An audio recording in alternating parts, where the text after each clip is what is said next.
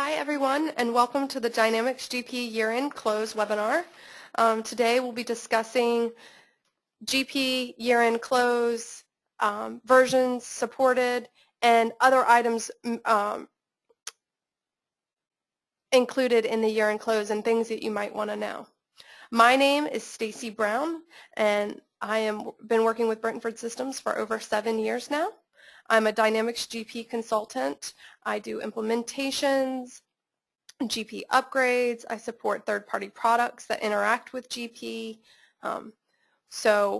Let's begin. If you have any questions with the screen expanded, you should see an orange arrow around the right top part of your screen. You can click on that and ask any questions. I'm going to hold questions until the end of each section, and then I'll try and answer all the questions that I can. If you have any questions after the webinar, feel free to email me, and I'll have my email address at the end. All right, so let's get started.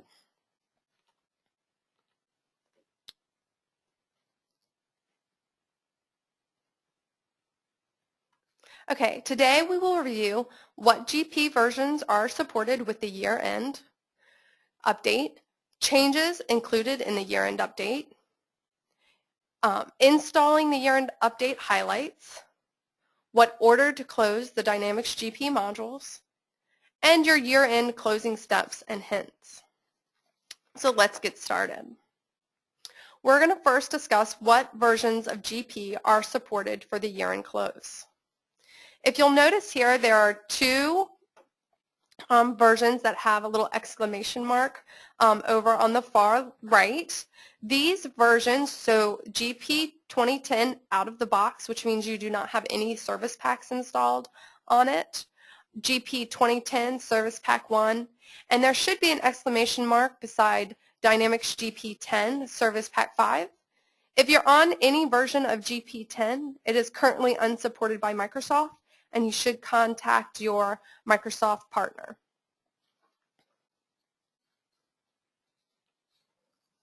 So what are year-end updates? The 2013 year-end update, which is a service pack that's released from Microsoft, includes changes to payroll, payables, and fixed assets. The year-end updates have only been released for GP versions GP 2013 and GP 2010. What is included in the year-end update? So we have some changes to the accounts payable 1099. So here we see there's no changes were required for the 1099 forms. For Form 1099R, the distribution code U has been added. So the distribution codes of B and U are now valid combinations. The 1099 miscellaneous and the 1099 dividend had minimal address line moves, which if you don't want to apply the service pack, which is something that we at Brentford do suggest you do, you can modify them prior to printing the 1099s. And then the 1099 interest went from 3 per page format to 2 per page. And then with the release of Dynamics GP 2013, there were some minimal realignment field for the 1096 form. For payroll, there were no W-2 or W-3 form changes. There was some electronic filing W-2 changes, so if you use the payroll module and you create the text file to upload electronically, there were some changes to that. And then product quality fixes around the payroll year-end altogether. And then lastly, for fixed assets, if you use the luxury auto depreciation, there were some changes in the year-end for that. Let's review some year-end update highlights. The year-end update can be downloaded from Customer Source or Partner Source. If you don't have access to Customer Source, I suggest you contact your partner and have them set up. It's a great opportunity for you guys to look around, find knowledge base articles for GP, and you'll find also any service packs that you need to download through Customer Source.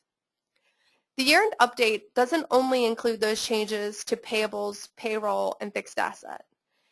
It also includes prior service packs and hot fixes that correct any issues that Microsoft has found, as well as compliances and other year-end updates. So previous year-end updates would also be included. The service pack for the year-end update can be applied at any time prior to the GP year-end process. We can apply it now. If you close in the first day of January, we can install it before you run the year-end close. We can also install it in March if you close the year in March. All users must stay out of the system during the update install. The update install is installed on the server, installed on the workstations, and then it updates the databases. So each of your companies will then have to be updated with this year end. The next thing I wanted to review with everyone is where you can order forms such as your 1099s or your W-2 forms. You can pretty much buy them from anywhere like Staples, Office Depot, but Microsoft does have a supported reseller of these forms. They have tested the forms. They know the forms work correctly. You can go to www.microsoftbusinesschecks.com, and that links you to the Deluxe Checks website. A lot of people order their checks from there, but they are supported and have been confirmed by Microsoft to work. All right, so let's get started with the year-end close steps. So first, there's a specific order that you want to close the GP modules. You always want to close your GP submodules before you close your general ledger. So the first module you'll want to close is payroll. Then if you use the distribution series, such as inventory, sales order processing, purchase order processing, the next module you'll want to close is inventory. You'll then close accounts receivable, accounts payable, fixed assets, and then the general ledger. Does anybody have any questions up to this point? I'll give you guys a few minutes to enter any questions.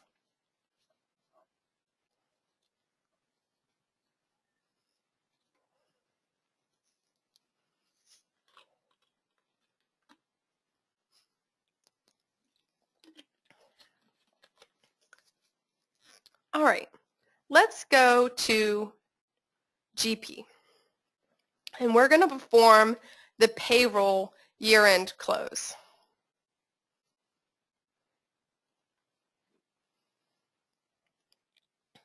All right, there are 10 steps to the payroll year-end close. The first step is to verify that you've installed the latest 2013 payroll tax update. To verify the tax update, we're going to go to Dynamics GP, Tools, Setup, System, and then we're going to come down here to Payroll Tax.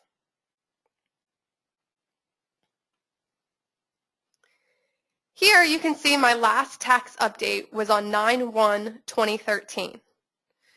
Actually, as of today, there was a payroll tax released, which is dated for 12/17/2013. So we need to update our tax tables before running the year-end close. We can do that by going to Dynamics GP, Maintenance, U.S. Payroll Updates, and then check for tax updates.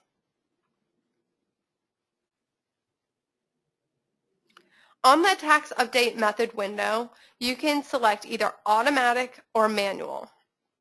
If you select manual, you have to go out to Customer Source and download the tax table update, and then you can install it using this window. If your workstation is connected to the internet, I suggest you let it automatically detect whether you need a tax update. So I always leave the radio button on automatic. I'm going to click Next. Here it says online access to your tax updates is provided as a benefit of your foundation services program and tax update plan. Future tax updates are available when you remain current on a foundation service program and tax update plan, which pretty much means that as long as you've paid your maintenance every year, you have rights to the tax updates. It is requesting your authorization number to verify that you are current. This can be provided to you by your partner, or if you go onto Customer Source and look up your company information, you'll find that authorization number there. So I'm going to enter in my authorization number, and I'm going to click Login. And as you can see, it's checking for the updates, and it's already installed my tax tables. So I'm going to click Finish here. And to verify again that now I'm on the correct tax update date, I'm going to go back to Microsoft Dynamics GP, Tools, Setup, System, and then Payroll Tax. Here you can now see that my last tax update was 12/17/2013. The next step you'll want to do is complete all of your pay runs for the current year. If you have a pay run that's on 12/31, you're going to want to wait until you run the pay run for 12/31 before you close the year. You're going to complete all month-end, period-end, or quarter-end procedures for the current year. Once you've completed those tasks, you'll need to take a backup of the system prior to running the year-end and installing the year-end update. So to make a backup, you as a user or as SA, if you log in as the system admin to GP, can create a backup. Another way you can create a backup is to ask your IT person to create that backup, and they'll log in to SQL Server directly and make that backup. To complete a backup in GP, we'll go to Dynamics GP, we'll go to Maintenance, and then we'll go to Backup.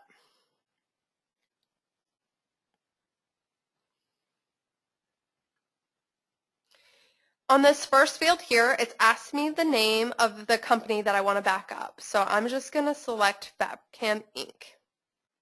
here. It's asking you also at the bottom here the backup file. So where do you want to put the backup? My suggestion is that you put it on the server somewhere. For today's class, I am using a locally run image, so I'm just going to install it to I'm just going to have the backup to my desktop. And then I'll click OK. With the pre-year end update backup, they always suggest that you name it company name. I always name it company name, pre-year end update, and then the date that I backed it up. So I'm going to do 12/19/13. And then I'm going to click OK. You'll see it's taking a backup of our company, so we'll wait for that to finish.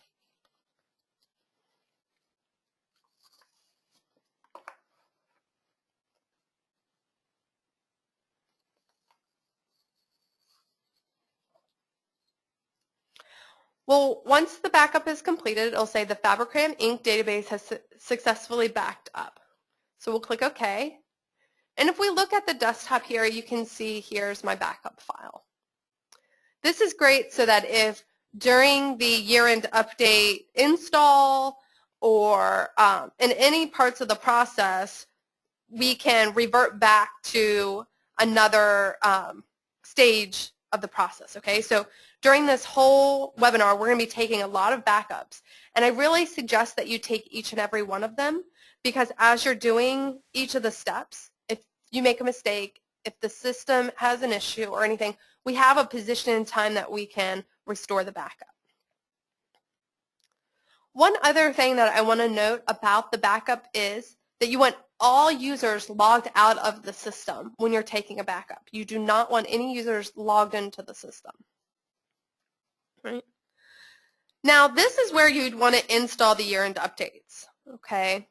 You can get the year-end updates if you have access to customer stores by going to https://mbs.microsoft.com/customer stores/downloads/service packs. Okay?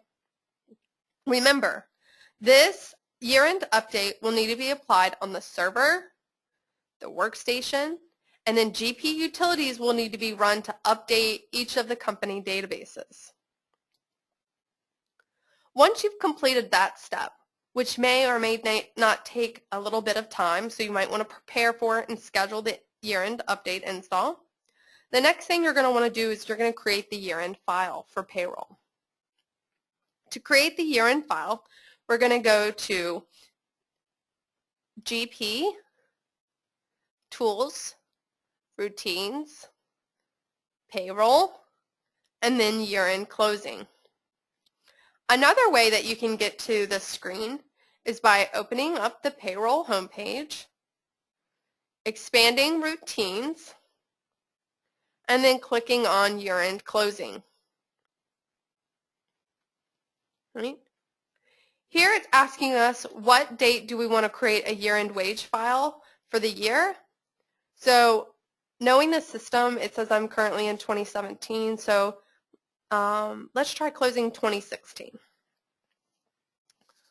So we're going to click Process here. It says, do you wish to apply carryover and reset PTO year-to-date amounts? I'm going to click Continue. And it says, are you sure your selection for reporting year is correct? I'm going to click Yes. This is just saying that I've run the year-end close once, so we'll just rerun it again. So I'll select Delete here. And then it's saying, okay, now that it's been deleted, do you want to recreate the records? And I'm going to say Create.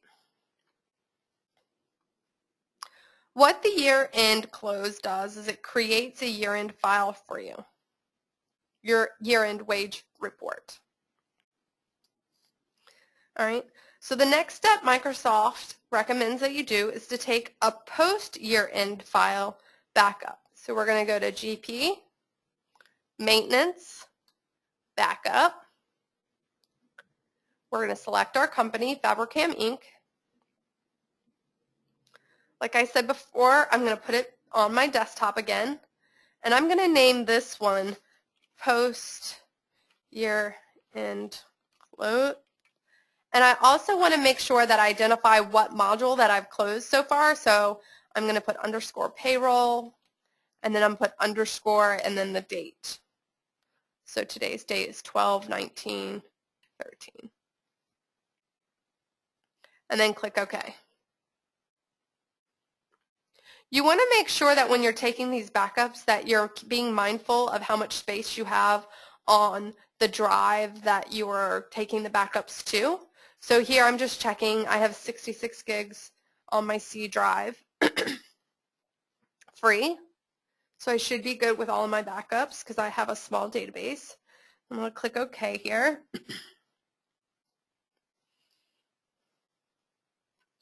Now you're going to want to verify your 1099-R and your W-2s.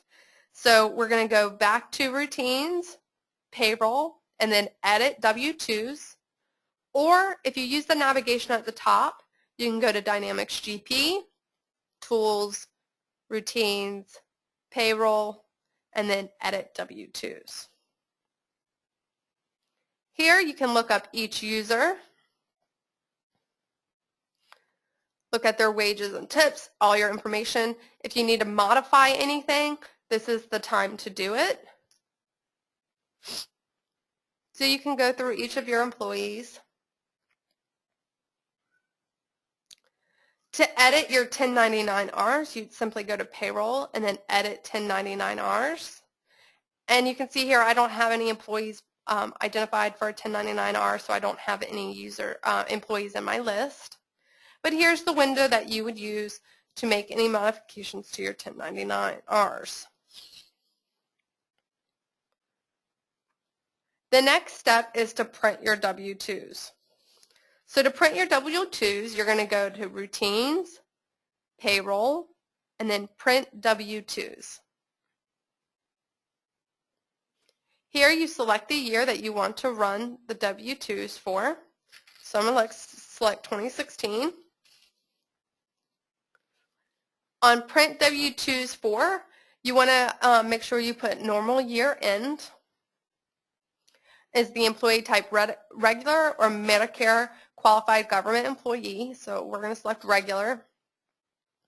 You want to make sure your company information is correct. So your company, the address ID, the address, city, state, zip code. You want to print. We don't want to print a validation report. We actually want to print a W-2 form. And then we want to make sure our employee identification number is correct. So then we'll click print. Once you've printed your W-2s, we can then print our W-3 transmittal form. We're going to stay on this window to do so.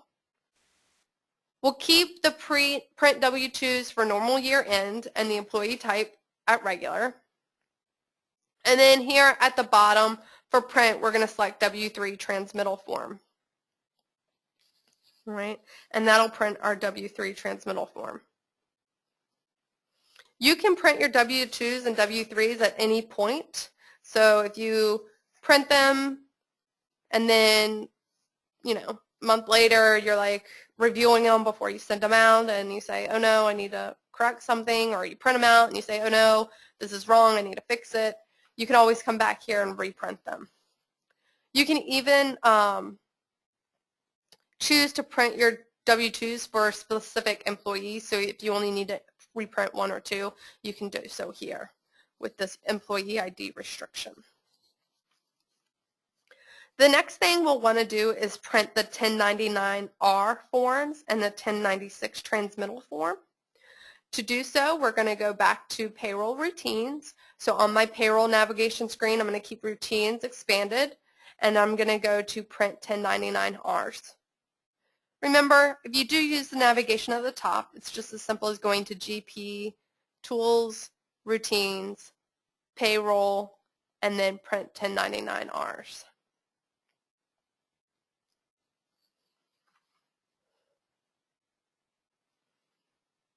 So we're going to come here. We'll select the year that we're printing the 1099-R forms for. You'll want to make sure, again, that your company name, your address information is correct, as well as your employee identification number. Then we'll want to select 1099-R forms. Here you have a form type, continuous or single feed. Continuous is that old printer type that had the circles or the hole punches on the side that connected each piece of paper. Most printers these days are single feed. And then you just click print. And then to print your 1096 transmittal form, you just highlight 1096 transmittal form and click print. Remember, all W-2, W-3, 1099, and 1096 transmittal forms can be printed multiple times. So it's not a, one and then, oh no, I messed up, I can't do it again. All right, so you can print them over and over again until you have everything correct. The next step is optional, and that's if you need to submit your W-2 forms file electronically. This is going to create a text file for you to upload, and then you would have to use a third party to update it. So here we go to Payroll, and then Routines, Payroll, and then W-2 electronic filing.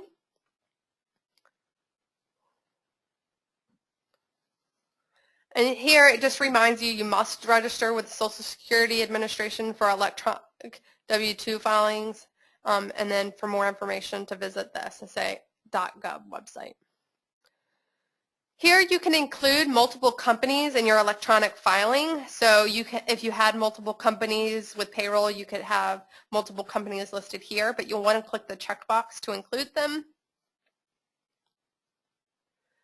Then below you have where the file will go to. So I'm going to have this go to my desktop. Call it W2 2016 electronic. We'll click Save. We enter in our user ID. If you're resubmitting, you'd want to check the resubmitting box, and then we click Submit. Submitter. And then this, you want to make sure all the required fields are filled out. We'll say Taylor Stewart. That's fabricfarm.com. And we'll click OK. And then we'll say Create File. And then it'll print us a summary report. We'll print that to screen. And it's just giving us the information that was sent to in that text file. So if we go back to the text file here, we can see in Notepad it's not as pretty, but it has all our employees and the information required. Any questions so far about the payroll in checklist?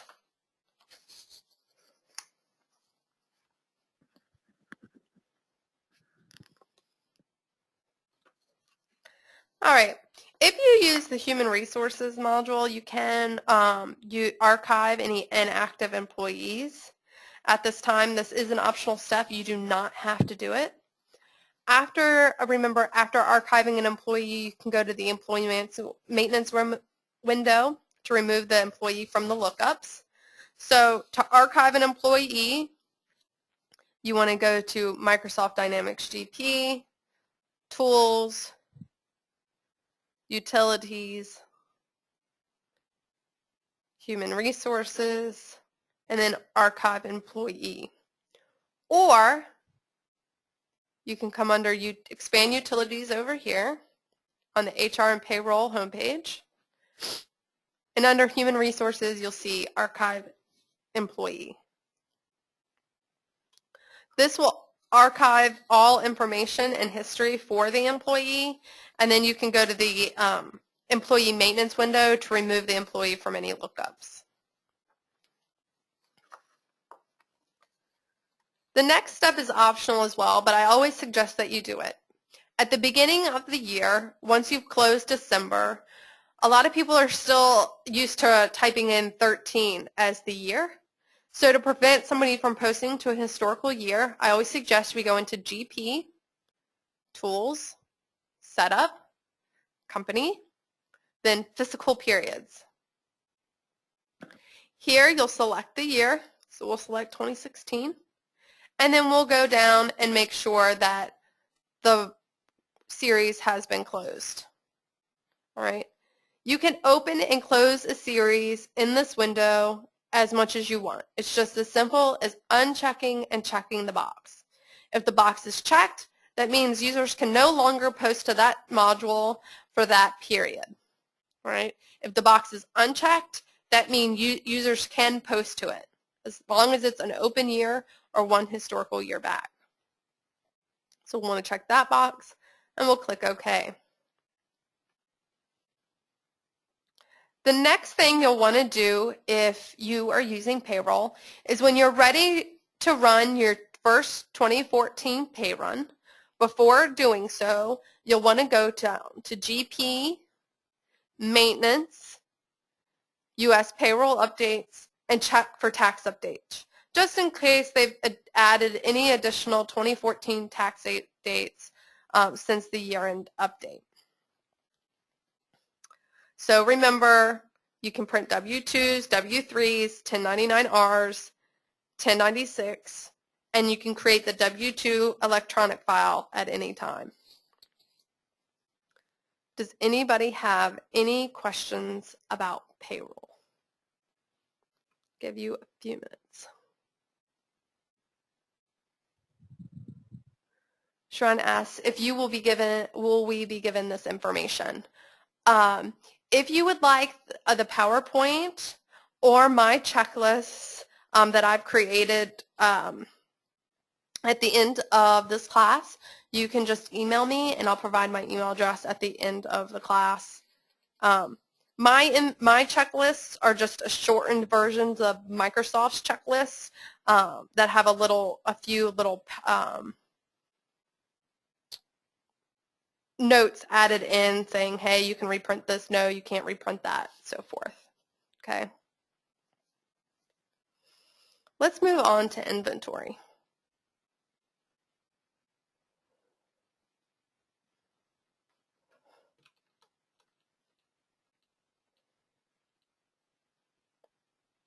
When should the close be completed for inventory control?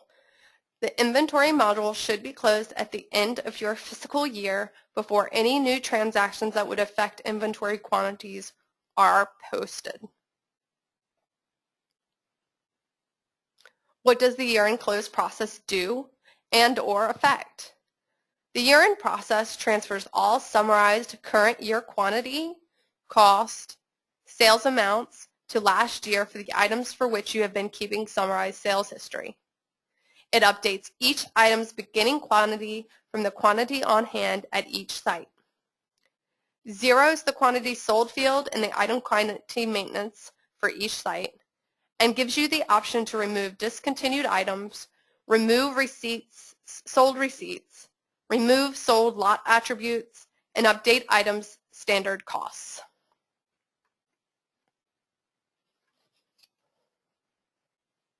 Let's close inventory. The first step in the inventory year-end close is to post all transactions for the year. You'll want to make sure that all invoicing transactions, sales order processing transactions, and purchase order processing transactions and inventory transactions for the current year have been entered and then posted before you close the year. This is true so that historical information is accurate for your year-end closing. Year-to-date amounts are accurately stated for the new year. If you want to enter future period transactions before closing the year, Microsoft suggests you create a new batch that has the new transactions, but do not post the batch until the year has been closed. The second step, after posting all your transactions, is to reconcile inventory quantities. You can do this by going to Inventory, here, then going to Expanding Utilities, and going to Reconcile.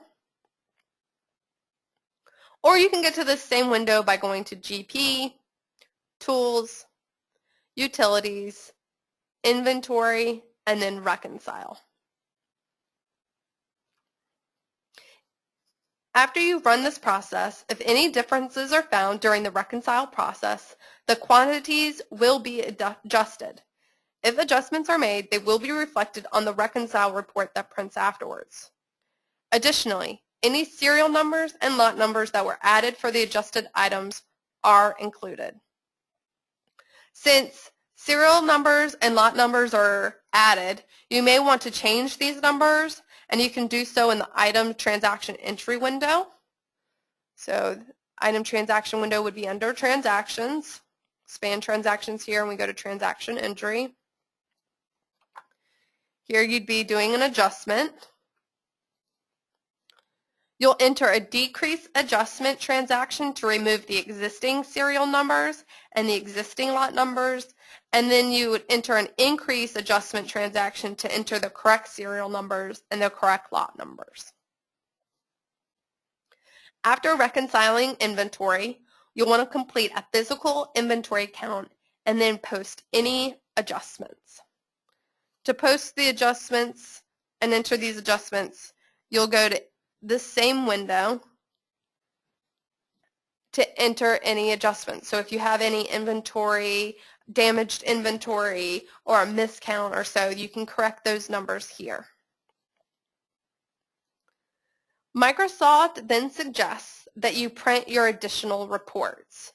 So under the inventory homepage, we're going to expand reports.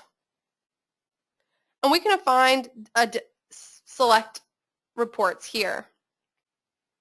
They suggest that you print the stock status report, the purchase receipt report, the turnover report, the transaction history report, the serial number list, and the lot number list. Right? Remember, all reports can be found under this section. Another way that you can get here is by going to Reports, Inventory, and then you have the same list here. Finally, before running the year-end close, we'll want to make a backup of the system. Remember, during the year-end close process and during the times that we're taking these backups, we need all users except for the system admin, SA, to be logged out of the system. So we're going to go to GP, Tools, Maintenance, and then Backup. We'll select our company just like we did with payroll. We'll browse out to the desktop. What I usually do is I usually highlight one that's similar in name so I don't have to retype the whole thing, but you can see here I'm just saying pre-year-end close, and then I'm going to put the module.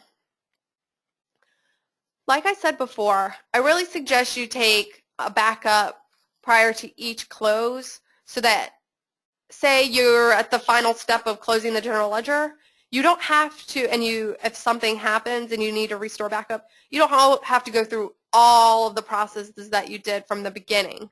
You know, if we have a point in time backup, it makes the process run a little bit smoother. And of course, this is only if you have issues. So we're going to take the backup again.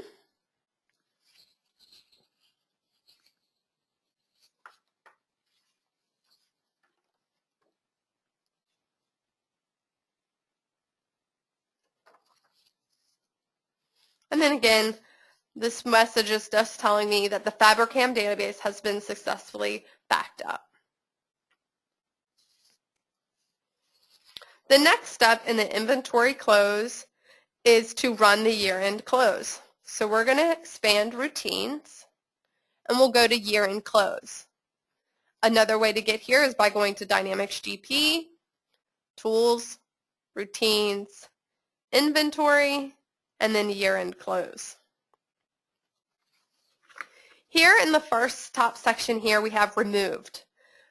If you select to remove discontinued items, it removes discontinued items from the item records that have been completely sold. Remember, this is only available during the year-end process. You can select to remove sold lot attributes. This removes any lot attributes from the records of lotted numbers items if they've been completely sold. Then you have sold receipts and cost change history prior to, and then you can enter a date for that removal, and it removes receipts and cost change history for items that have been completely sold up to and including the date you entered. Lastly, you have this section below that says update item standard cost.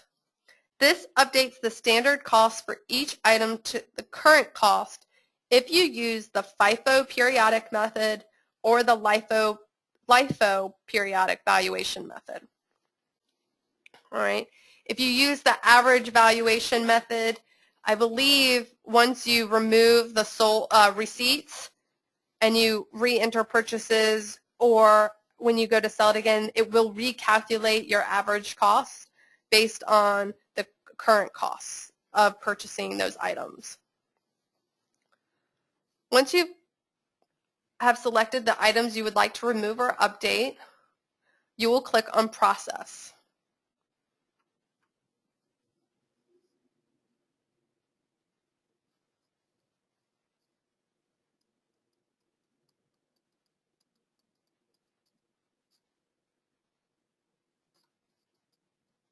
All right, so the year-end close process is completed. The next step will be to close the inventory series for the physical periods. So we're going to go to Dynamics GP, Tools, Setup, company, fiscal periods. You can also get here from the administration homepage. Here again, you'll just select the year and then select and make sure that all the periods for inventory are closed. And then lastly, you want to make a post year-end inventory backup. So we're going to go to Dynamics GP, Maintenance, Backup, select our company. Once again, I'm putting these on my desktops.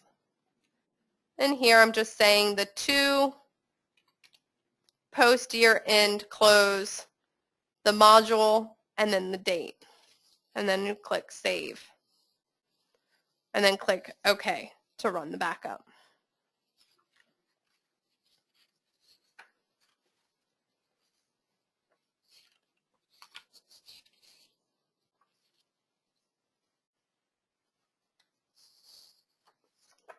And then we'll click OK here. Does anybody have any questions about the inventory module year-end close? Give you guys a few minutes to ask any questions. I have a question here. Is there an auto recording available for this webinar? There will be a recording updated at the end of this webinar. If you would like the webinar, you can send an email to jmahoney@brentford.com or Michelle Starkey, that's mstarkey@brentford.com, and I can send you those email addresses as well. All right, just a few more questions. I have a question. Stacy, if your IT department automatically backs up GP daily, do you need to still do the before after backups? You do not have to do the before and after if you do take daily backups. The only reason I suggest them is if for any reason, if an inventory item is marked incorrectly or your system hangs, you don't have to go back all the way to the beginning and close all of the modules again. You can just go back to a point in time. So if, say, we ran payroll and we ran inventory year-end, everything's going great. We ran receivables year-end and we said, oh no, I forgot to post these transactions, or oh wait, I didn't want to close the year-end, the receivables yet. We can restore back to the fact that we've already closed payroll and year-end. We don't have to restore back up from this morning and then close payroll and inventory again. That's the only reason why I suggest taking all the backups. I don't think all the backups are necessary after you've finished all of the modules. Okay, so what I usually do is I take up all the backups, and then when I'm done doing the year-end, I'll keep the pre-year-end backup and the post-year-end backup. And then if there are issues, after that day that I ran the year-end updates, we'll just have to go from the, if they need me to restore backup, we just go from the very beginning again. It says, got it. Will you show us how to restore? Restoring a backup is something you'll want your IT staff to do because you'll actually have to open up SQL Server to do it. I am more than happy to show you that, or I'll send you the steps to restore backup. You cannot restore backup. Well, you can restore it within GP, but you don't want to be logged into the company that you're trying to restore. So here I'm trying to restore Fabricam Inc. I'm not going to want to be logged into Fabricam Inc. to restore it. I think it's best if you do need a restore that you contact your IT person. Or your Microsoft partner, they should be able to help you with that process as well. So the next thing that we're going to go over is the Receivables Management Year-End. The Receivables Management Year-End will also include Sales Order Processing module. We're going to go here. So when should the close be completed for Receivables Management? The calendar year end close should be done at the end of the calendar year prior to posting any transactions in the next calendar year. And the fiscal year end close should be done at the end of the fiscal year prior to posting any transactions in the next fiscal year. A lot of my clients don't, come in January 1 or January 2nd and are able to close their systems that day. Most of receivables management is date sensitive, but the following items are not: smart list objects, the receivables management summary reports, and the amount since last close view in the customer summary window will be off if you do not close the calendar year on the first day of the new year, before you post new transactions to the new year. Okay. So, what is affected by the receivables year-end close? The calendar year-end close clears the calendar year-to-date finance charges and moves them to the last year calendar field in customer finance charge summary window. You can get there by going to Sales, Cards, Summary, then the Finance Charges button. So real quick, just to show you where that is, we expand the Sales homepage here, and we expand Cards, and then we open the Summary window. So you can also get here up at the top from Cards, Sales, Summary. If I select a user here, a customer, it's this window here that's affected by the calendar year close.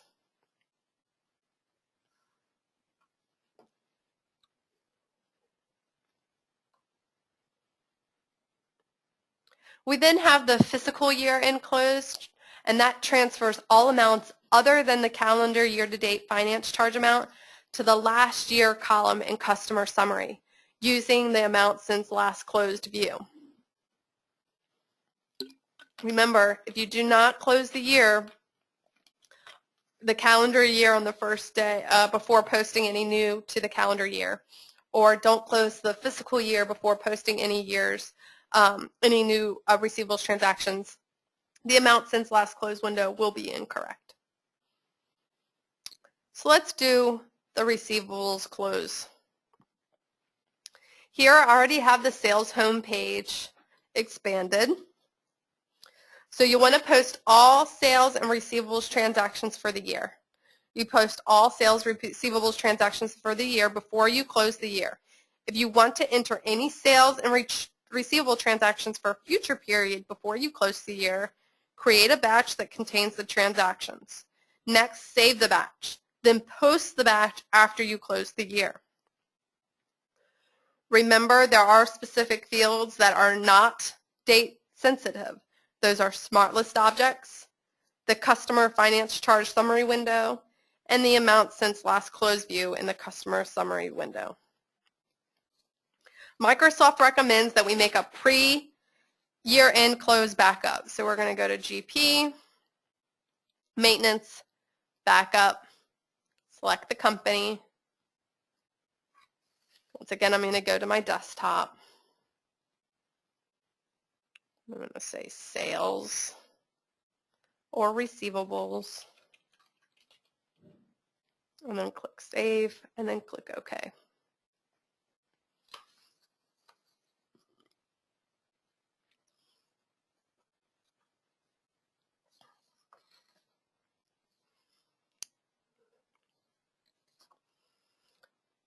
Another thing that I always do during the backup process again is to check to make sure how I'm doing on space on the drive that I'm saving my backups, just to make sure that I'm not running out of space. All right, the next thing to do is to close the year, calendar, and or fiscal. So we're going to go expand routines, and then we select year-end close. One suggestion that I have is before you run the year-end close, I like to save paper, And the report that prints after this year-end close can only be printed once. So I always go to File, Print Setup, and make sure that I'm printing to a PDF driver. All right. So then here you have a choice under the year to close. Do I want to close all, just the physical, or just the calendar? And then here's some information mid-screen. That's last closing date. It gives you an idea of the last time we ran close on this module. And then if you want to print the report, you can check the box or uncheck the box. You'll notice that by default it is checked. So then we'll click Process. Then it's just confirming that you want to continue with the year-end close. We say yes. And then it asks me, where do you want to print the report? And I'm just going to say to screen for now. I don't have a printer associated to this, this workstation install. So you'll notice too that in GP 2013, if you print to screen, you can always change where, if you decide, oh, I printed it to screen, I really wanted to print it to a PDF, or I really wanted to print it to a different printer. In GP 2013, we now have the option to change the printer that we're printing to after we've printed the report to screen.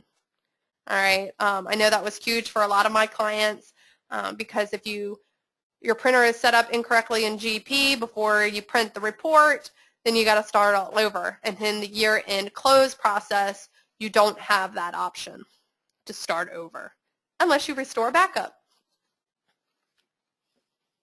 All right, so once we've run the year-end close, you can see here, if I expand the report, it's just saying my year-to-date, my last year, and my life-to-date information.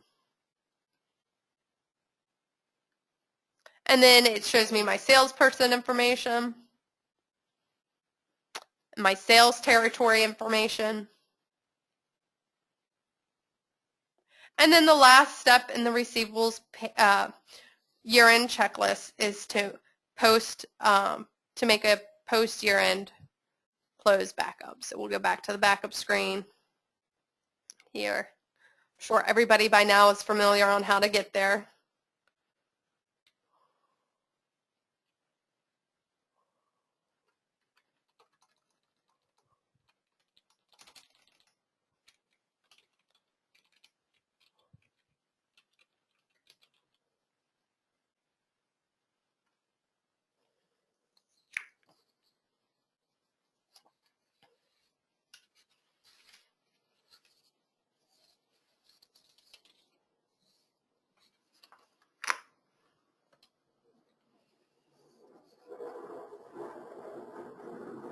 And then we click OK through the screen. Does anybody have any questions about the receivables management module close? Give you guys a few minutes to enter any questions.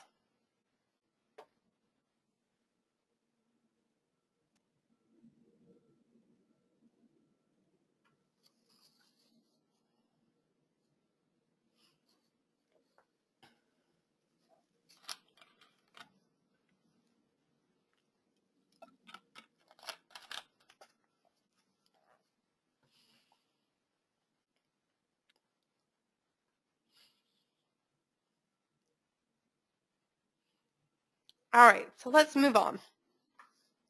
The next module that we need to close is going to be the Payables management module. All right. When should the year-end close be done? The calendar year-end close routine should be run at the end of the calendar year, prior to posting transactions in the new year. You can see a trend here. The fiscal year-end close routine should be run at the end of the fiscal year prior to posting the transactions in the new year. Both year-end closes can be run at the same time if your fiscal year-end is December 31st. Most fields in Payables management are date sensitive, but there are a few that are not, and those are the Smart List objects, the Payables management summary reports, and the amount since last close view in the vendor summary window.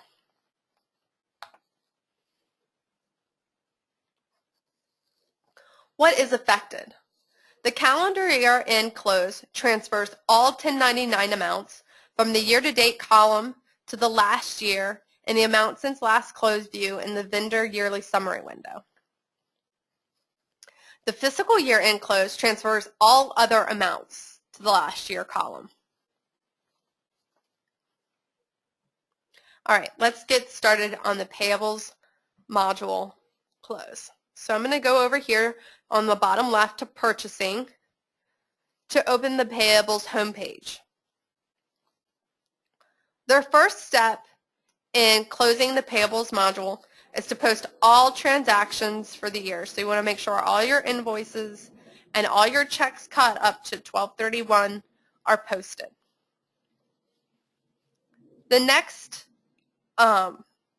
step is to print the age trial balance report with options. Microsoft recommends that you print a paper copy of the age trial balance with options report to keep with your year-end permanent financial records. You can do so by going to Reports. So here we'll expand Reports. We'll go to Age Trial Balance, and then Age Trial Balance with options. If you end up closing the Payables module before you post transactions for the new year, I always suggest to run the historical age trial balance, not the age trial balance. But if you are closing the year as of January 1, then you can choose to print the age trial balance with options. Here you're entering in a date. You can enter in a credit balance information. If you're using multi-currency, you choose if you're going to print it in functional or reporting. If you want to restrict it to specific vendors, you can do so here. And of course, just print the document. Next, Microsoft recommends that you print a paper copy of the vendor period analysis report to keep with your year-end permanent financial records. To do this, go to Purchasing, so back to the home page, Reports,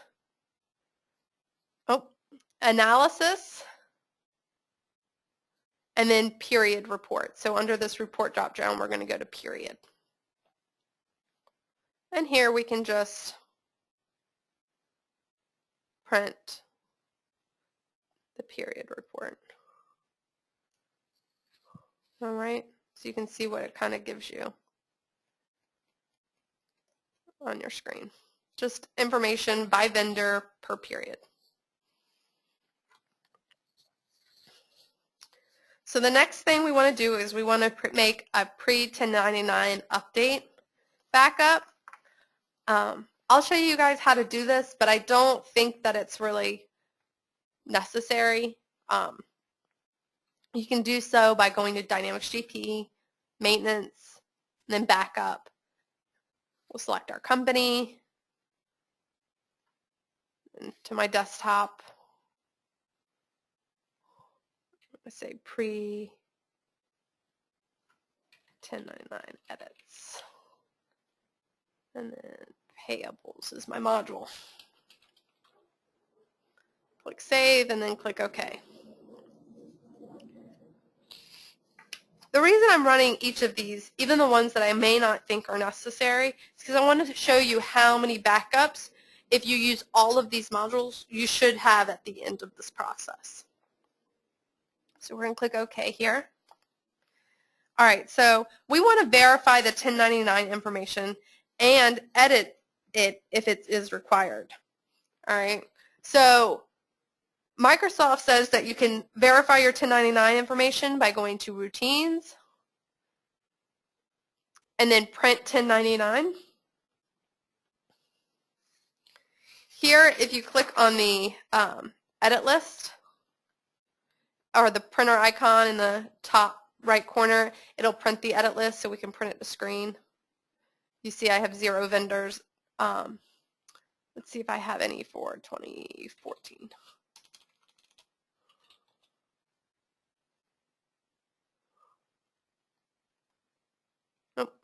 This would print an edit list. It'll show you all your vendors, their 1099s, if they have a tax ID, and what their 1099 amount should be. If you haven't posted any transactions to the new year, you can also go to Dynamics GP, Smart List. You can expand the purchasing module. Then you can expand vendors. And then you can see out of the box, Microsoft provides you a 1099 vendors list. So this identifies the vendor ID, the vendor name, and the 1099 type. I like to also include a column. So if you click, I did that pretty fast. Let me go back. Here you click on columns. And then you click on add in the bottom left. And then you can choose 1099 amount year to date. And then here you would see the 1099 amounts. You can see I have a 1099 amount of 0. Okay. Now, there's a couple ways that you can make changes to the 1099 amount. First, you can go to the 1099 details window. So we can go back to the purchasing homepage. We can expand cards and go to the 1099 details window. We'll select our vendor. You'll notice during the lookup here that it's only going to list vendors that are marked as 1099. Okay. You'll select month as the display. You'll make I usually suggest you either, if you're updating it, so if you have a vendor that has a balance of 0 and say they need $700, I always do it in a particular month like January, December. If you need to subtract an amount, you need to find a month in the year that they had a 1099 amount and subtract it from there. So I'm just going to select December, select 2016. And then here I can edit the 1099 amount. So most of my clients use box 7, so I'll do 700 here.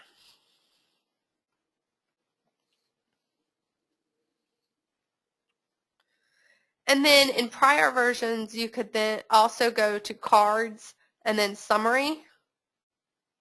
So you select a vendor. Let's see, we selected Beaumont, I believe.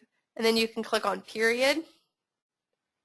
So here we'll select 4, and then you can change the 1099 amount from here by clicking on the blue expansion button. You'll notice that it just opens the 1099 details window. I believe it was in GP10, which is an unsupported version. Let me restate that. It's an unsupported version. You would change the 1099 amount directly in the summary window.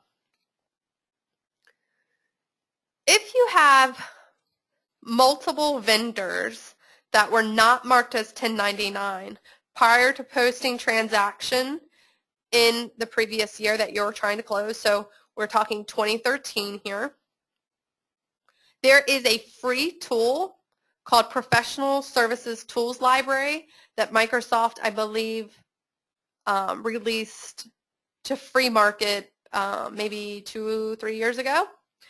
And it includes what's called a 1099 modifier tool. This tool will only modify records that are already paid and should be 1099 records for the year selected. So when you run the tool, it'll ask you what year you want to review. If you have any work or open records that haven't been paid but were entered or posted while the vendor was not set up as a 1099 vendor, those records will not be changed. Remember, it's only going to update those records that have already been paid in the year you selected. Once you execute the tool, you'll want to print the 1099 reports to make sure the work and open records that were paid in the new year were actually, in fact, updated. Right? It's a pretty nifty tool. If you'd like to download the Professional Service Tools Library tool, you'll need to contact your partner. They can simply just download it for you and install it on your workstation. A lot of the tools that are provided in that in the PSTL tool are need to be run as the SA or the system admin. Once you've edited and updated all your 1099s, you'll want to print the 1099 statement. So we're going to go back to routines, and we're going to click on print 1099. Here you want to make sure your company information is correct. So your company name, your address, city, state, zip, your phone number. You'll need to enter in your payroll federal ID number. You'll need to identify the 1099 year, so the year you want to print your 1099s for. Your 1099 type, so are you printing for miscellaneous, interest, or dividend? I'm going to select miscellaneous. And then I'm going to choose a form type of single feed.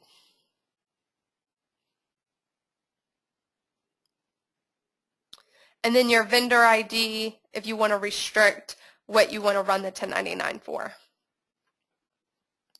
I always suggest when you're in this window to first print an alignment form. I print it usually to a regular piece of paper, so I'm not wasting a 1099 form. And then I just hold the piece of paper I printed the 1099 alignment form up to a 1099 form in the light, and I make sure everything lines up appropriately. Remember, there were some alignment for some 1099 forms, so if you run those year-end updates, you shouldn't have any issues. To print the 1099 form, you just select the 1099 form, and then you'll click print. You'll want to print to printer, but I'm going to print the screen. And you can see it prints my 1099.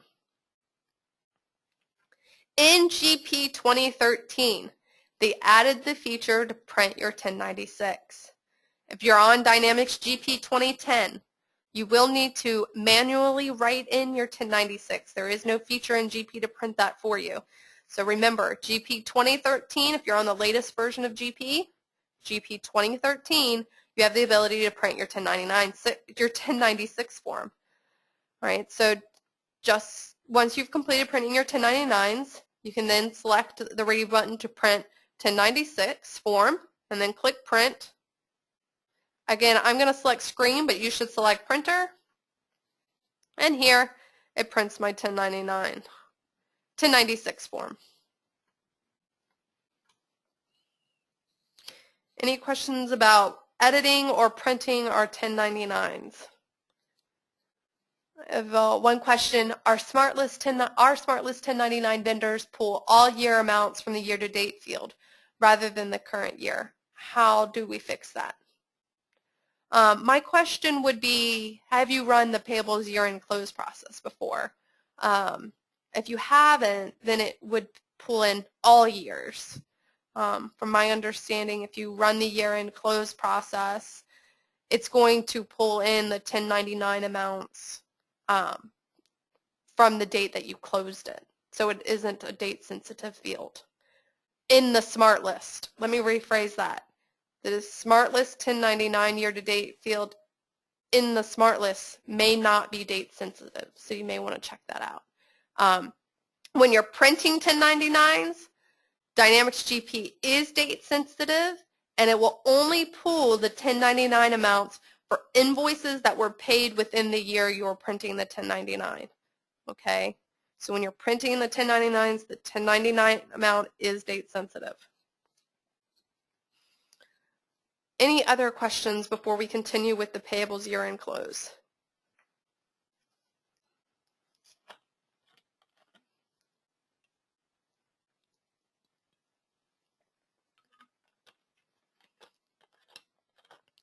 Once you've printed your 1099 statements and your 1096 form, you're going to want to make sure you make a backup before running the year-end close. So we're going to go to Dynamics GP, Maintenance, Backup,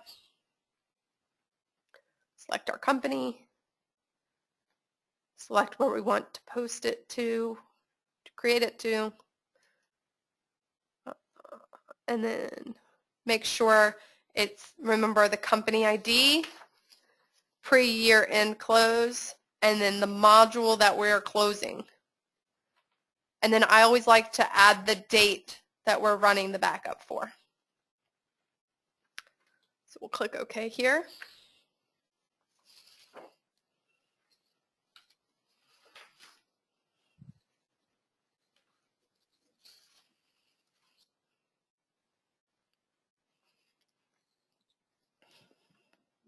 And then we'll click OK.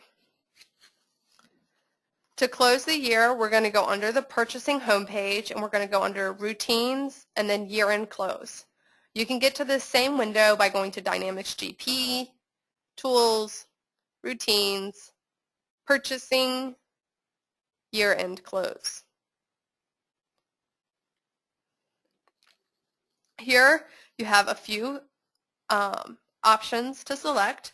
So year to close, are you going to close all? So your fiscal year and your calendar year, or you can choose to close your calendar year and then close your fiscal year, or vice versa.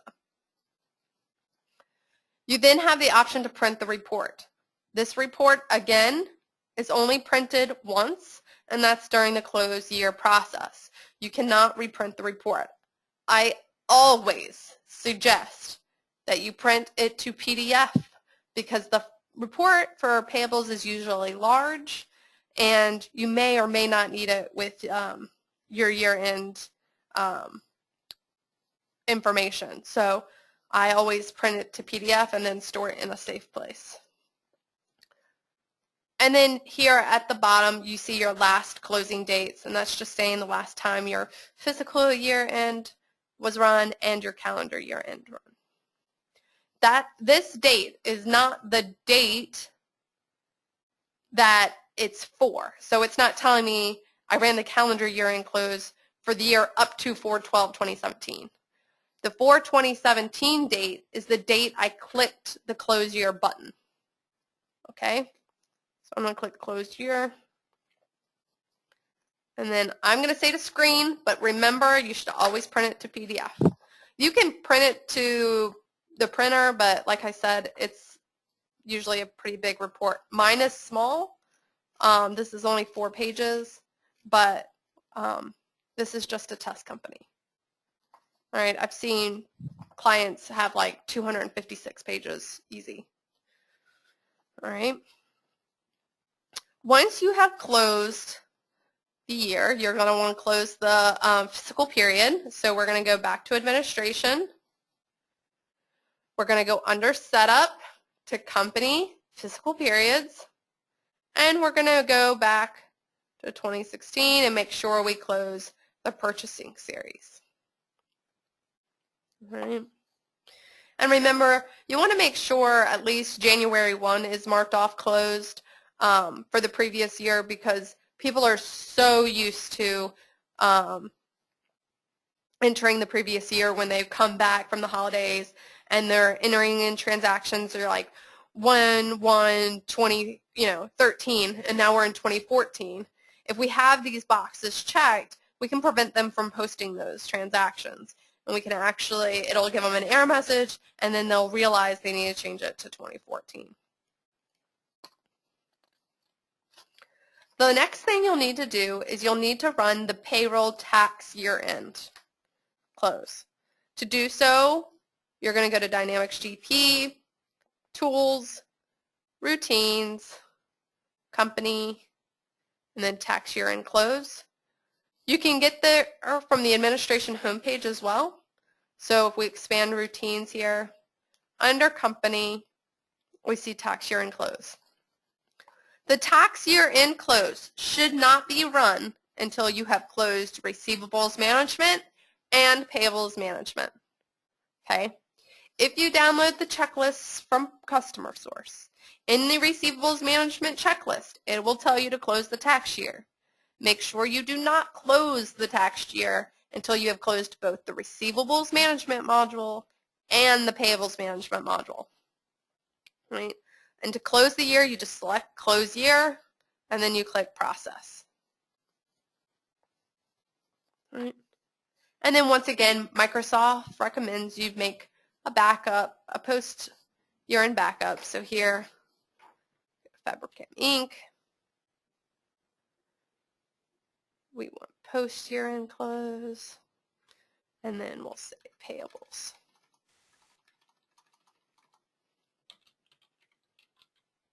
And we click save. And then click OK.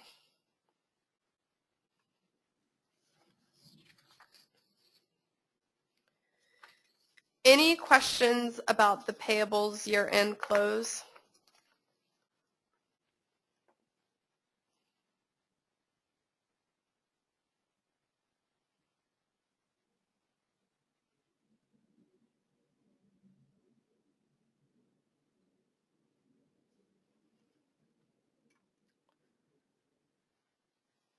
All right, we have a question. Going back to my vendor 1099 smart list question, which is that she was pulling all year amounts for the year-to-date field rather than the current year. If we haven't closed the payables module for prior years, can we back in the prior years, open the year, post the AP module for the year, and then reclose the year? You don't need to do all that because if you notice on the year-end close window, so if we go back to purchasing, and then we go to routines and then year-end close, you just need to run it once and it'll move everything from the current year to the last year. Okay? Because you can't, you notice you can't specify a year that you want to close. All right. Any other questions before we move forward to fixed assets?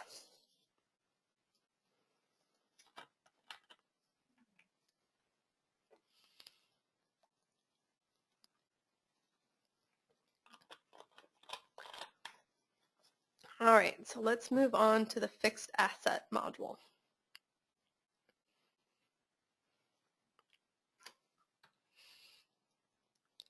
When should the year-end close for fixed assets be completed? The fixed asset year-end close should be run after you close payables management, but before you close the general ledger. You can close each book separately, but you must close all books before you can do any processing in the fixed assets module for the new year. What does the year-end close process do? In the Asset Journal Information window, which is under Cards, Fixed Assets, General, the year-to-date maintenance amount is removed. The quantity is copied to the beginning quantity field. In the Asset Book window, which can be reached by going to Cards, Fixed Asset, Book, the year-to-date depreciation amount is removed. Cost basis is copied to begin year cost. Life-to-date depreciation is copied to begin reserve. And if salvage is copied to begin salvage. The fixed asset year-end close also increases the current fiscal year by 1 year for each book that is being closed. In previous versions of Dynamics GP, so GP 10 and GP 2010, you were able to go into the book and just update the year without running the year-end close. In Dynamics GP 2013, you have to run the year-end close. And I'll show you, the year field is actually now grayed out. When should the year-end close be completed? Oh, sorry, went a little past where I was expected to go. So let's go into GP and do the fixed assets close. We're going to click on the financial module, so over here on the bottom left. And we're going to first perform all year-end closing procedures for payables management, which we've already done. The next step is to enter all fixed asset transactions for the current year. So that includes depreciation, additions, transfers, and retirements. Remember, transfers, and in Dynamics GP, you can undo retirements, and undo retirement transactions should never be performed in a historical year. Right? So remember to run depreciation You're just going under routines, fixed assets, depreciate. Make sure it is imperative that you run depreciation up to 12/31. If you run depreciation accidentally from like to 12/28, your January depreciation is going to be completely off. Okay, so it's imperative that you make sure that when you're running depreciation, it is to the month end. Okay. The next thing would be to perform the GL posting routine. So that's going to get all your, if you've added assets, retired assets, transferred assets to a different company, ran depreciation, retired assets. This is going to create the GL journal entry. So you'll need to run this general ledger posting routine. Okay. You can see here in GP 2013 it looks a little different. You have the ability in 2013 to post it in detail to the general ledger, which is pretty cool. And it will identify each asset as an addition, retirement, as it being depreciated, and so forth in this screen as well as in the general journal entry if you mark it to post in detail. There were a few fixed asset enhancements in the GP 2013 version. The next thing that Microsoft recommends you do is run the year-end reports. They recommend you run the annual activity, additions, retirements, transfers, the depreciation ledger, property ledger, your fixed asset to general ledger reconciliation, the book-to-book reconciliation, and the book-to-book comparison. The last two reports, book-to-book reconciliation and the book-to-book comparison, are only if you have multiple books in the general ledger or in fixed asset.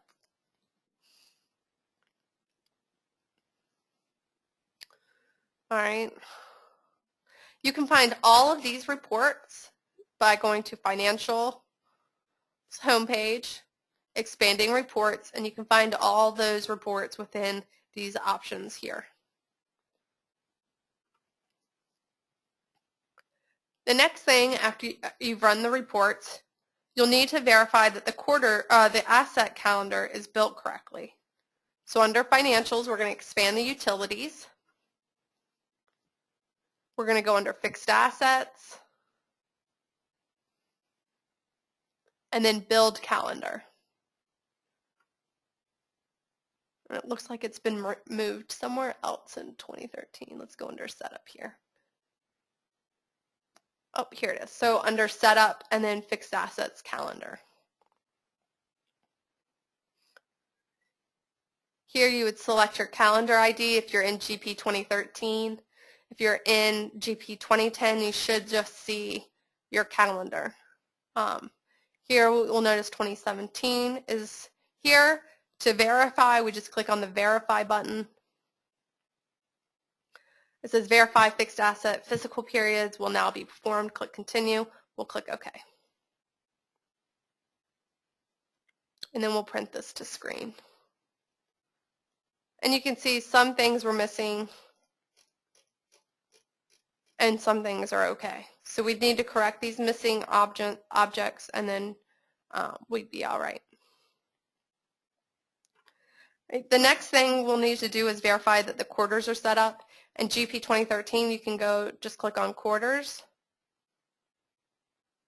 to verify to make sure each of your quarters is all the start, end dates, and mid dates are set up correctly.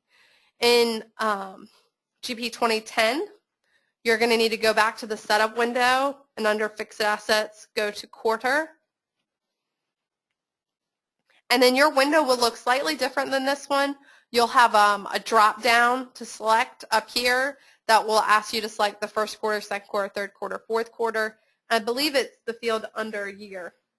And then you'll see each of this information. All right, moving forward. The next thing to do in the fixed asset year-end close process is to create the pre-fixed asset year-end backup. So we're going to go to GP, Maintenance, Backup, select Fabricam Inc.,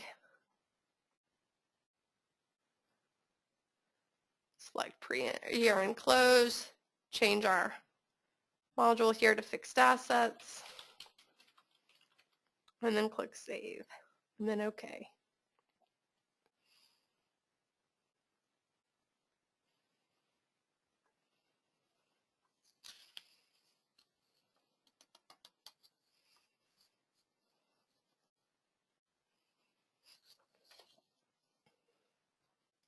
And then click OK. The next thing we'll do is actually close the year. So we're going to expand routines. Under fixed assets, we'll go to year end. You can also get to this window by going to Dynamics GP, Tools, Routines, Fixed Assets, and then year end.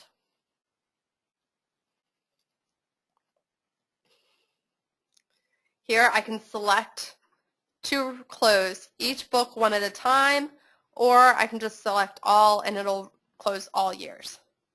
And we'll click Continue.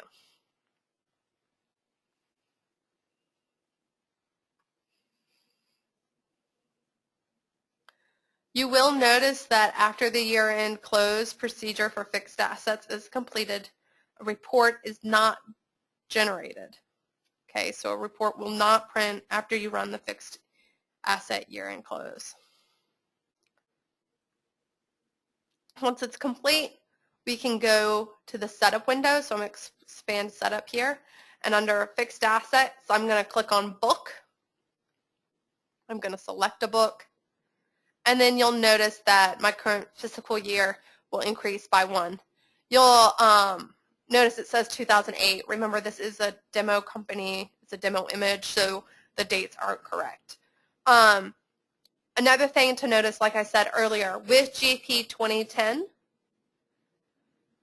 you were able to change this current fiscal year by hand if you wanted to. I know some of my clients would just go in there and change the year. They wouldn't run the year-end close. With GP 2013, it is required that you run the year-end close process, okay?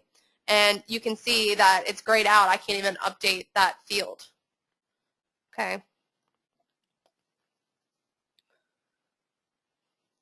Any questions about the fixed asset year-end close? I'll give you guys a few minutes to enter your questions.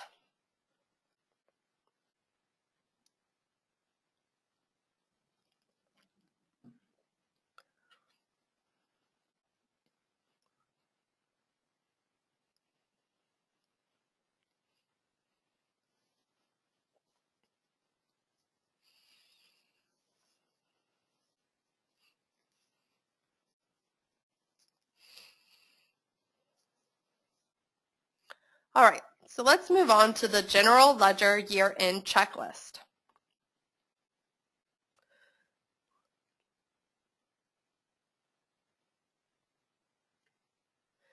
The fixed asset year-end close. What does the year-end close process do? General ledger year-end close. Sorry. When should the year-end close be completed? The general ledger year-end close should be done after you have completed your year-end closings for all other modules. Those other modules should be closed in the following order: payroll, inventory, receivables, payables, fixed assets. What does the year-end close process do?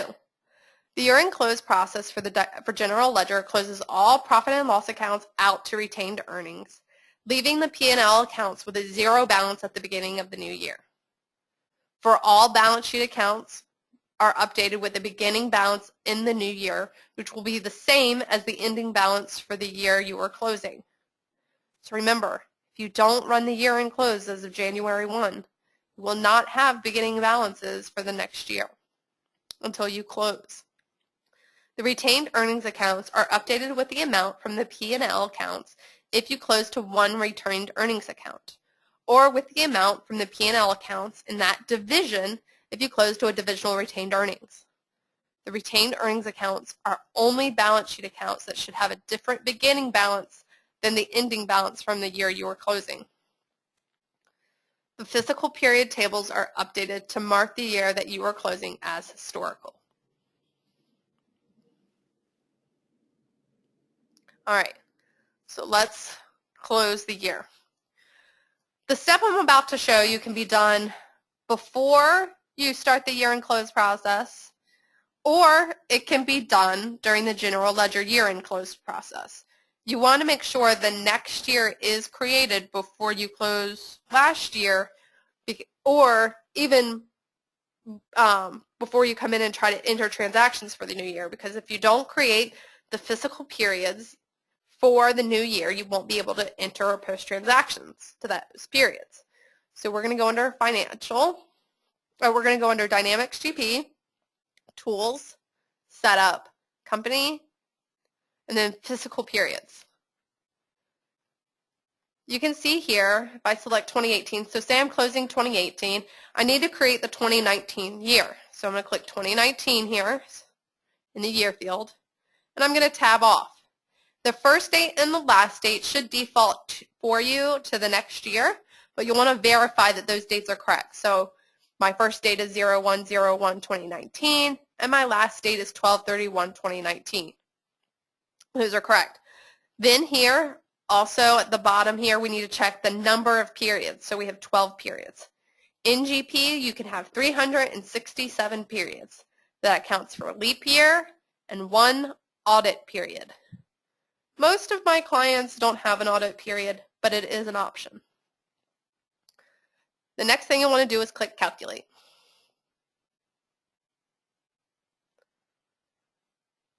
Once it completes calculation, you'll notice that my periods for 2019 are set up and open.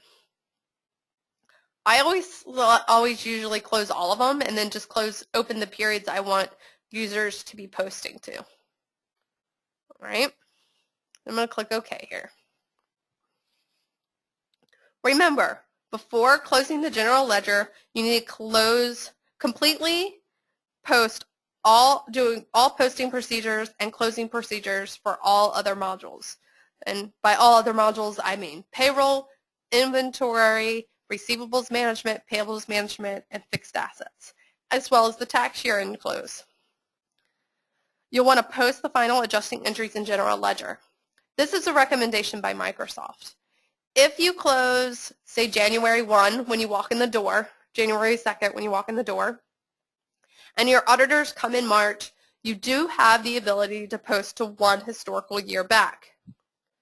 Okay, so you don't have to print the final adjusting entries before you close. The next step would be to print an account list to verify the posting type of each account. You can do this 2 ways. You can print a report by expanding Reports, Financial, and then Account. You'll want to select All Accounts in the drop-down from Reports, highlight Demo, and click Modify. Click my destination, and I can print it to screen or to printer. The importance here is to verify that each account's posting type is set up correctly. If you have a balance sheet account marked as a P&L, the balance will not be brought forward. It'll actually close to retained earnings. And vice versa if you have a P&L account that's marked as balance sheet. I always get a handful of calls every year because somebody's posting type was incorrect for specific accounts. There is a way to correct it. You don't have to restore back up. Okay, so if you don't realize it's happened for a couple of days, a week, 2 months, so forth, we can fix it. But this is preventative, okay? So you can either run this report or you can run a smart list. I like creating the smart list because the smart list will allow the P&L accounts that marked as balance sheet to pop right out at you, and it'll make the balance sheet accounts that are marked as P&L to pop out at you as well. So I'm going to go to Dynamics GP, and I'm going to go to Smart List. And I'm going to expand Financial. I'm going to expand Accounts. And I'm going to click on the one with the asterisk sign.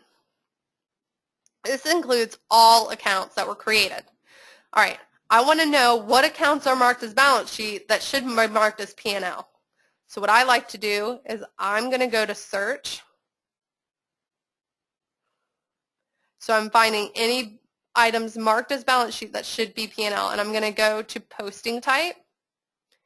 Is equal to balance sheet is going to be my first restriction, and then my second restriction is going to be on the main account segment. So under the lookup, I'm going to select all columns,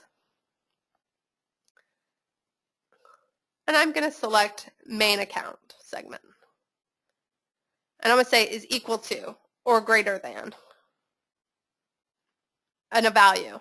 So most people's chart of accounts, you know, your balance sheets are usually your 1,000s to your 3,000s, and then your expenses start 4 5,000s to your 9,000s. So I want to see if any P&Ls are marked as balance sheets. So I'm going to select, put a 4,000 here, okay? I'm going to click OK. All these pop up. Now it's easy to switch them from balance sheet to P&L by just quickly double-clicking on them and changing them. Oh, if my default was set correctly here. It would open up the account maintenance window, and it should allow you to change it quickly from balance sheet to P&L, right? I also like to save it as a favorite so I don't have to remember to do this next year. So I'm going to mark it as a favorite by clicking on the favorites button. And I'm going to type P&L marked as balance sheet. I'm going to click add and then add favorite. And then the next thing I want to do is I want to find any balance sheet accounts that are marked as P&Ls. So I'm going to go under search. I'm going to change the posting type to be profit and loss. And I'm going to change the filter to is less than 4,000. Click OK here. And you can see I don't have any balance sheet accounts that are marked as profit and loss. I'll save this as a favorite, and I'm going to save this as balance sheet accounts marked as P and L. And then I'm going to click add and then add favorite. Next year, when I go to check my accounts, I can just come back to the smart list. I don't have to remember how I created them and what restrictions I used. Once you've verified all your accounts, you'll want to close the last period of the fiscal year. So we're going to go back to GP, Tools, Setup, Company, Fiscal Periods. We're going to select the year we're closing and make sure that the financial series is closed for period 12. The next thing you'll want to do is verify the settings of the general ledger. So under the Financials homepage, we're going to expand Setup, click on General Ledger, and you'll see down here what we're really looking at is this Maintain History section. All right? You want to make sure that Maintain Accounts and Maintain a Transactions is marked, because once we run the year-end close, it's going to move all that information to history, and if those boxes aren't checked, we've lost the detail to that history. All right? Space is cheap. Maintain history doesn't even take up that much space, so make sure those boxes are checked. The next thing we'll do is we'll make a backup. So we'll go to GP, Maintenance, Backup, Chem Inc., Pre-year-end close,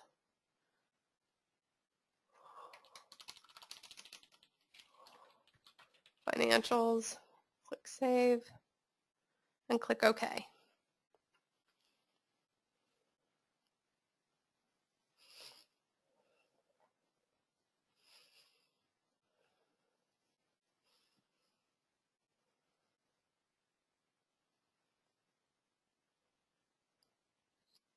And then we click OK again. Microsoft recommends that you now print a detailed trial balance report. This report can also be reprinted if you post later on to a historical year. Microsoft also recommends that you print your year-end financial statements, so your balance sheet, your profit and loss statement, your statement of cash flows, and your statement of retained earnings. Next, we'll close the year. So we're going to go under routines on the financials homepage, and under financials, we're going to go year-end closing. Here we have a retained earnings account. There are two ways you can close a year in the financials module. You can close the year to a single retained earnings account, so all P&L accounts will move to the retained earnings account, or you can close the year to a divisional retained earnings account.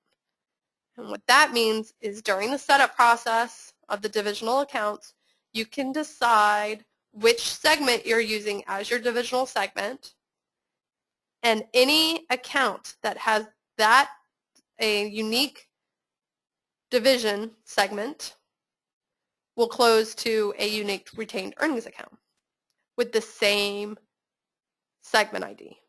Okay, so say you have segments 10, 20, and 30. All your P&Ls that have a segment of 10 are going to close to your retained earnings account with a 10. If you have all your P&Ls that have a 20 are going to close to the 20 retained earnings, and if you have a 30, any 30 P&Ls are going to close to the 30 divisional account. All right, any questions about divisional retained earnings? When you're closing to a divisional accounts, please make sure all retained earning accounts are set up, or you will receive an error message during the closing process. All right. Most of my clients don't use a divisional retained earnings account. They actually just use a single retained earnings account. When we click the Close Year button, if GP says it's not responding or GP looks like it's not doing anything, do not forcibly close GP or restart your machine. GP is still working on the process of closing the year in the back end. So it's your workstation and the server are constantly talking to each other during the process, and it's just taking a while to do it. So let it run, okay? During the year-end close process, you have a starting journal entry number.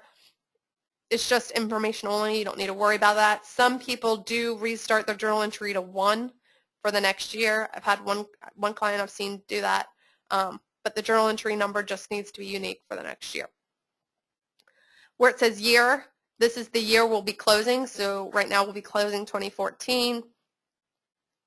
We have the option to remove any unused segment numbers. So if you type something in the segments window, but it's never used, it'll delete it. Maintain inactive accounts.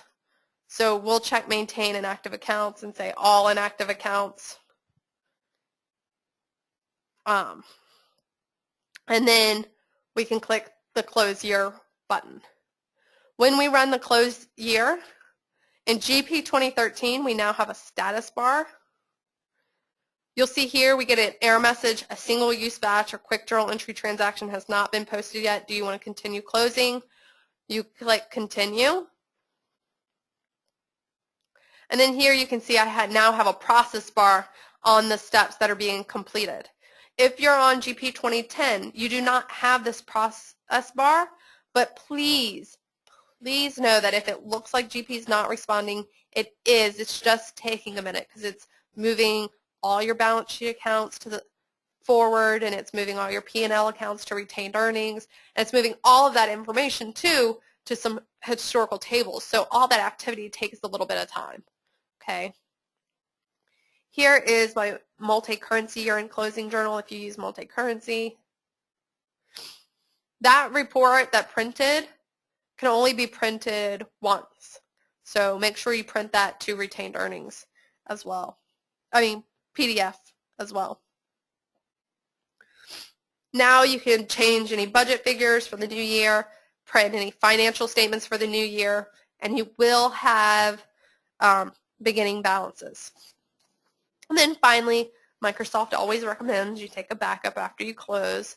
So we'll go to GP, Maintenance, Backup. We'll select our company. We'll select where we want it to go. Once again, I always suggest you enter the company ID, information that you're closing. So here I have post year and close, then the module that you've closed, and then the date that you ran the backup.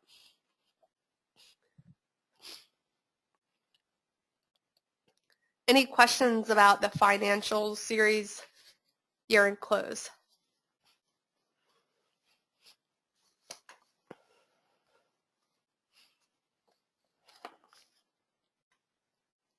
Before we go over each of the steps for the modules, I wanted to show you guys how many backups we took during this process.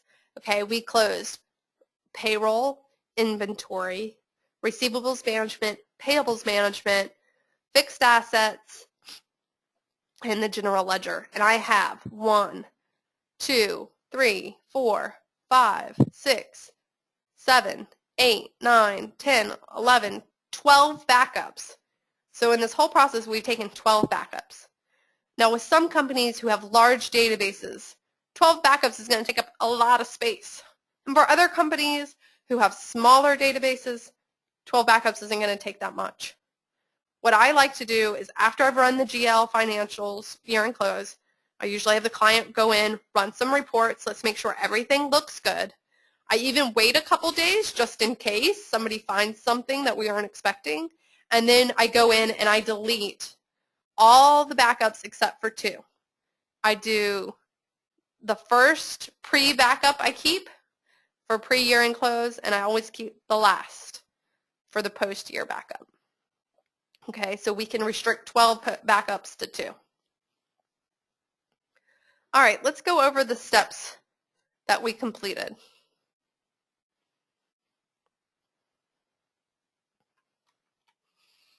So prior to the year-end close process, we verified the version of Dynamics GP we were on, and you can do that by going to Help and then About Microsoft Dynamics GP. Remember, GP 2010 is supported, but there are 2 versions that aren't. It's GP 2010 out of the box, so you don't have any service packs, and GP 2010 Service Pack 1. Both of those are unsupported at this time, as well as GP 10. GP 10 is unsupported. So if you're on GP10, you should contact your partner to schedule an upgrade. Then we set up the fiscal periods for 2014. So we went to Dynamics GP, Tools, Setup, Company, and then Fiscal Periods to set up the new year.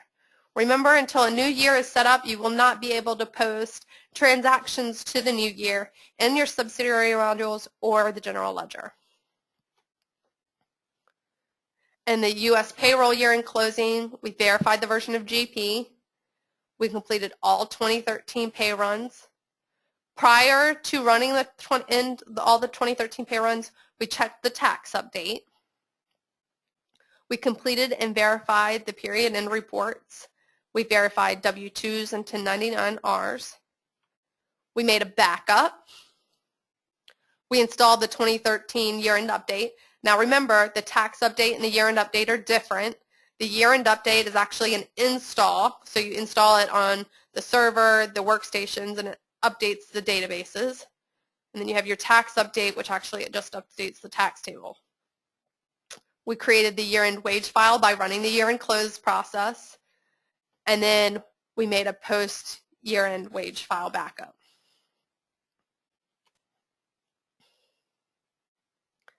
We closed the fiscal periods for payroll. And then prior to running the 2014 pay run, you'll need to install the payroll tax update for 2014. Remember, at any time you can print the year-end wage file report, W-2s, W-3s, 1099-Rs, 1099-6, the W-2 electronic file, and the 1096 electronic file. for payroll. Right? Before you run the 2014 pay runs, please remember to install the 2014 payroll tax update. Okay? For inventory control, what steps did we take there? We entered and posted all purchase order processing, invoicing, sales order processing, and inventory transactions for the current year. We ran the reconcile process on inventory quantities to make sure our item quantities were correct. We completed a physical inventory count to identify and post any adjustments that needed to be made. So if you have damaged items, for instance, or your count is off and we need to make adjustments to the inventory quantity, we can do so there. We printed the Microsoft recommended additional reports and we made a backup. And then we closed the year, we closed the fiscal periods, and we made a final backup after the inventory close.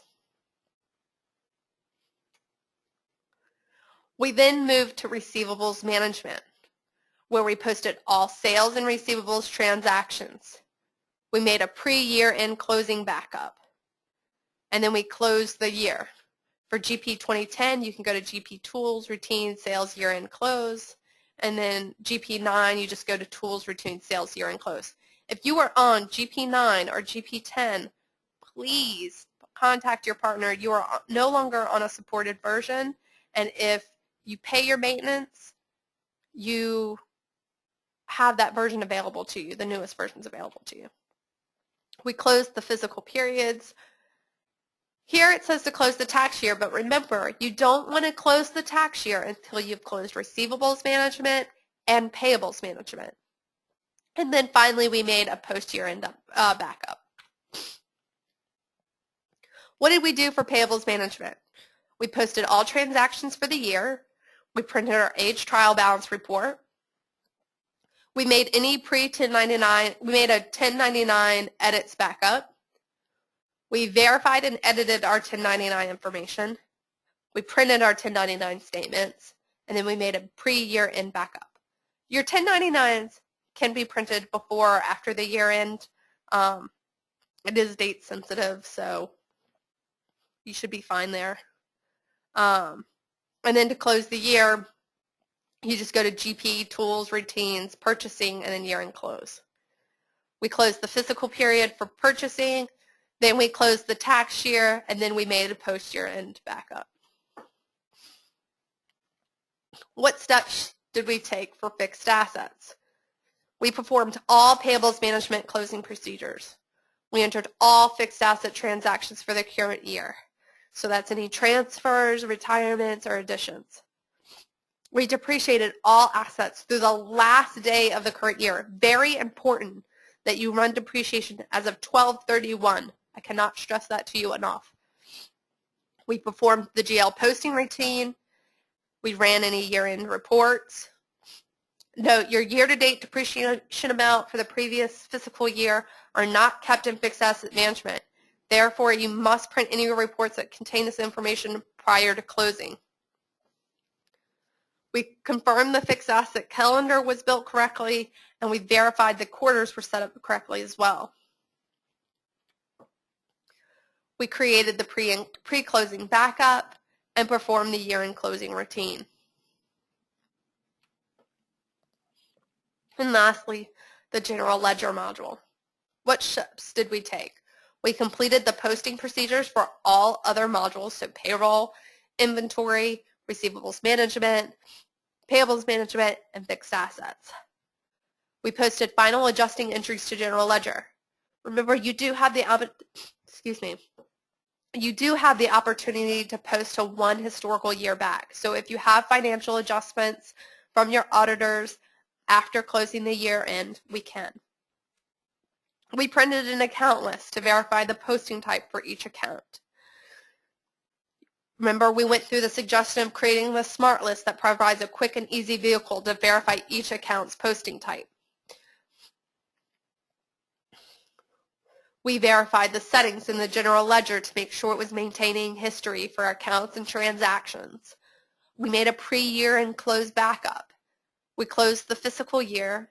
We closed all the fiscal periods for each series, and then we made a final post backup. For the general ledger year-end close, what were some important points to remember? Remember to make restorable backups as needed. I made 12. You may not need 12. You may need 3.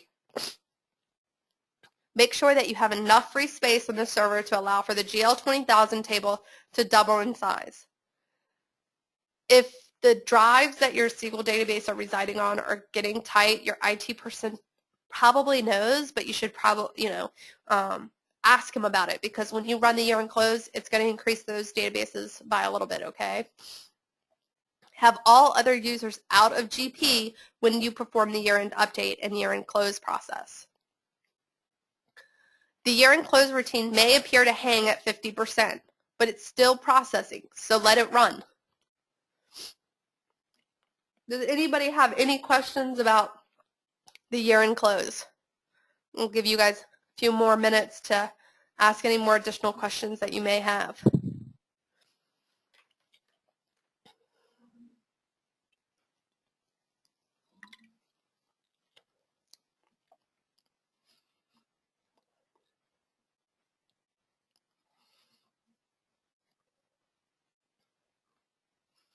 All right, I want to thank you all for attending the class. If you have any questions or would like a copy of this presentation and my checklist, please email me at sbrown@brittenford.com. If you would like a CPE certificate for this class, please email Jeannie Mahoney at jmahoney, that's M-A-H-O-N-E-Y, @brittenford.com. And remember, if you would like a copy of the webinar, you'll want to contact Michelle Starkey at mstarkey, S-T-A-R-K-E-Y, @brittenford.com. Right? And that concludes the year-end close webinar.